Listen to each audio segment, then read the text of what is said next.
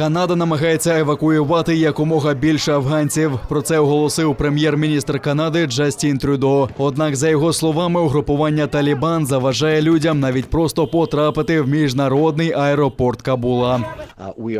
Ми закликаємо Талібан надати афганцям вільний доступ до аеропорту. Нам потрібна можливість відвести людей до безпечного місця. Ось чому ми ведемо роботу в аеропорту. Маємо таку можливість. Просто треба, щоб люди змогли туди потрапити, поки Талібан заважає їм це зробити.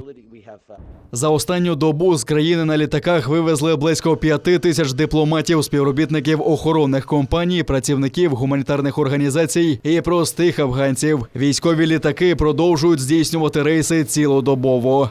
За словами Трюдо, Канада планує прийняти не менше 21 тисячі афганських біженців. При цьому вона не визнає Талібан законним урядом Афганістану. Угрупування активізувало наступ після того, як президент США Джо Байден оголосив про прискорене виведення американських військ з країни. 15 серпня таліби увійшли до столиці, а президент і вся політична верхівка утікли. Армія здалася без бою, після чого бойовики увійшли до президентського палацу. Угрупування вже правило в Афганістані 20 років тому. Тоді діяли жорсткі закони шаріату. Жінкам не дозволялося навчатися або працювати, і навіть виходити з дому без чоловіка. Цього разу Талібан запевняє, що послабить правила. Так вони не збираються мститися опонентам, а також обіцяють поважати права жінок.